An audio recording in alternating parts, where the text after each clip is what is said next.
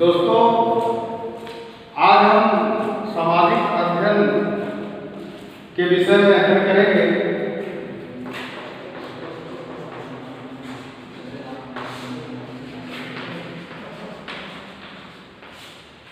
सामाजिक अध्ययन के अंतर्गत आज जो टॉपिक है, हमें संघीय सरकार के अंग पढ़ना है।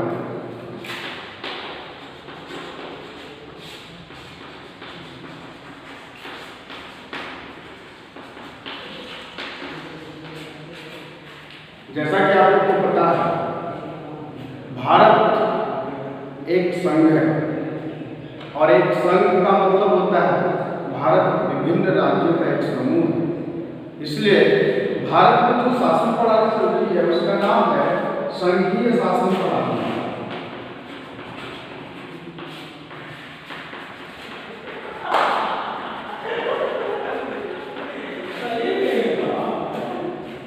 भारत एक संघ का समूह है, एक संघीय शासन व्यवस्था यहाँ पे चलती है। तो इस संघीय शासन व्यवस्था के अंतर्गत आज हमको जो अध्ययन करना है, संघीय सरकार के अंग।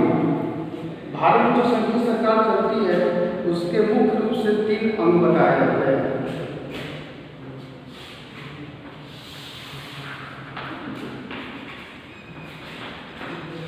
पहला अंग बताया जाता है व्यवस्थापिका।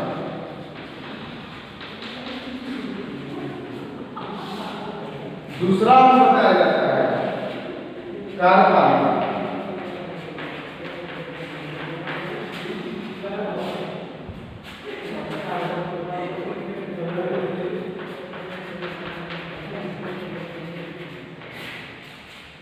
भारत में जो संघीय सरकार है उसके 3 भाग हैं। पहला भाग है व्यवस्थापिका, दूसरा भाग आता है कार्यपालिका, तीसरा भाग होता है न्यायपालिका। तो हमें देखना है कि व्यवस्थापिका जो होती है ये होती क्या है। तो व्यवस्थापिका का जो मेन अर्थ होता है व्यवस्था करना। किस चीज की व्यवस्था करना? अर्थात जो संघीय शासन प्रणाली है वो किस आधार पर काम करेगी उसकी व्यवस्था करेगी। तो आगे देखेंगे जो व्यवस्थापिका होती है इसके भी 2 रूप होते हैं।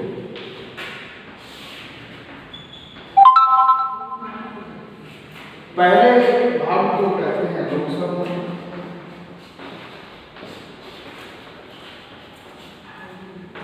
और जो दूसरा भाग होता है उसको कहते हैं राज्यसभा।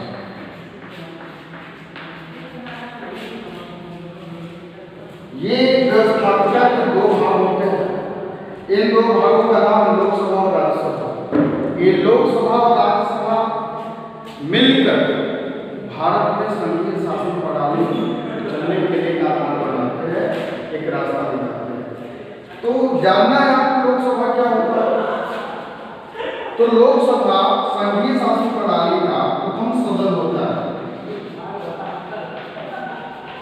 प्रथम सदन, ये प्रथम सदन होने के साथ साथ इसको हम निम्न सदन भी कहते हैं।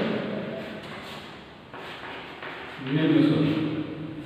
और जो दूसरा भाग है राज्यसभा, इसको हम द्वितीय सदन कहते हैं।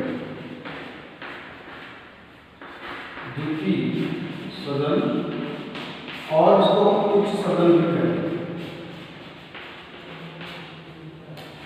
अब नंबर आता है ये जो लोकसभा प्रथम या निम्न सदन होता है और राज्यसभा द्वितीय या उच्च सदन होता है, इन दोनों का काम क्या होता है। तो इन दोनों का काम होता है व्यवस्था बनाना अर्थात कानून बनाना, जिसके आधार पे जो संघीय सरकार की कानून व्यवस्था है, जो संघीय सरकार को चलने का आधार मिलता है, वो इन्हीं लोकसभा और राज्यसभा में।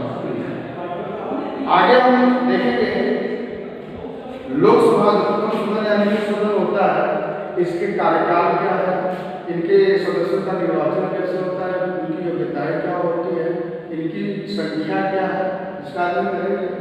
तो आइए हम करते हैं लोकसभा।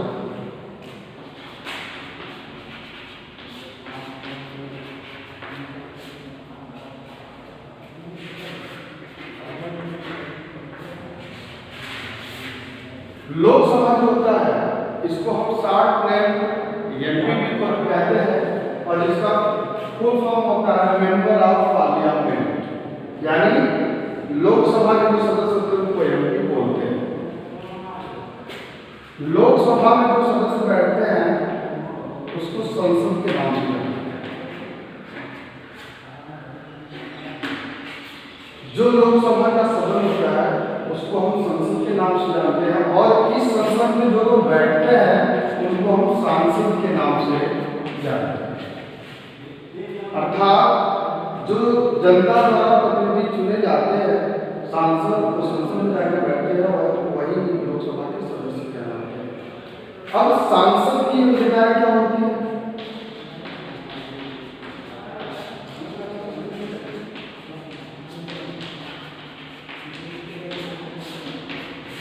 सांसद की योग्यताओं में बताया गया कि वही व्यक्ति वही प्रतिनिधि का चुनाव सांसद का चुनाव लड़ सकता है या वही चुना जा सकता है जिसकी उम्र कम से कम 25 वर्ष।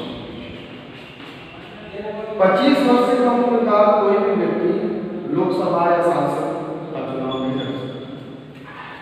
दूसरा जो योग्यता है वह सरकार द्वारा या कानूनी रूप से पागल बीमारियां घोषित न हो और किसी भी क्षेत्र में चाहे वो केंद्र सरकार हो या फिर राज्य सरकार हो उसके द्वारा किसी भी लाभ के पद पे आसीन न हो और कानूनी रूप से जो व्यक्ति लोकसभा का चुनाव लड़ता है या निर्वाचित होने को आता है उसको किसी भी कानूनी रूप से आपराधिक भ्रष्टाचार में लिप्त न पाया गया हो। तो ये सांसद की योग्यता है। कार्यकाल,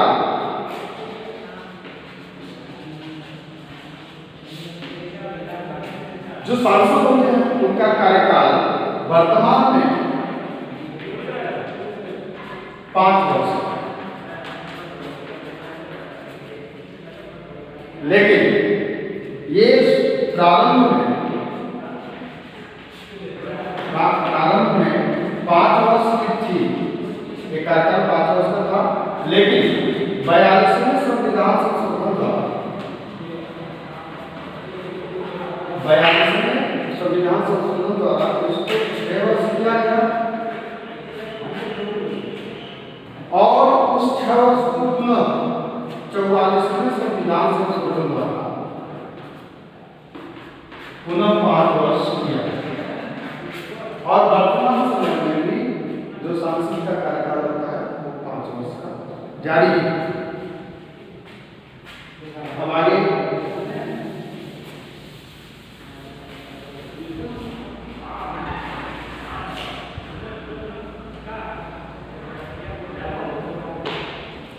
लोकसभा के कार्य,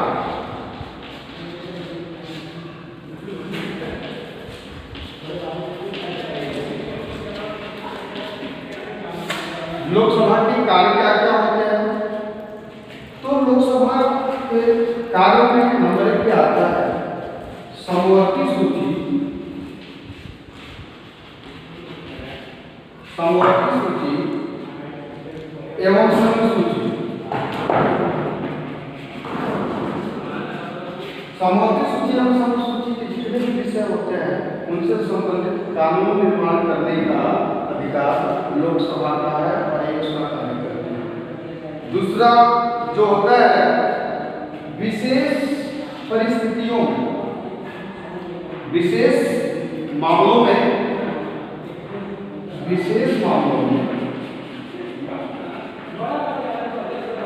ये राज्य विषय पर भी कानून बनाने का कार्य कौन? लोकसभा। और तीसरा अगला जो कार्य है यह बजट पारित करता है।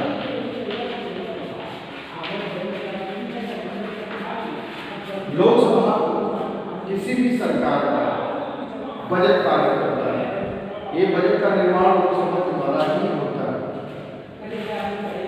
अगला जो कार्य होता है संसद या लोकसभा कार्यपालिका पर निर्भर रखता है।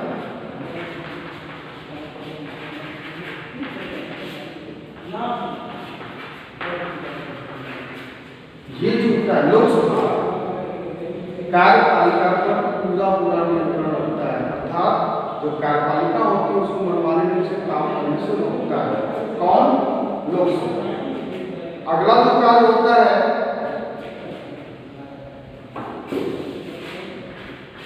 संविधान संशोधन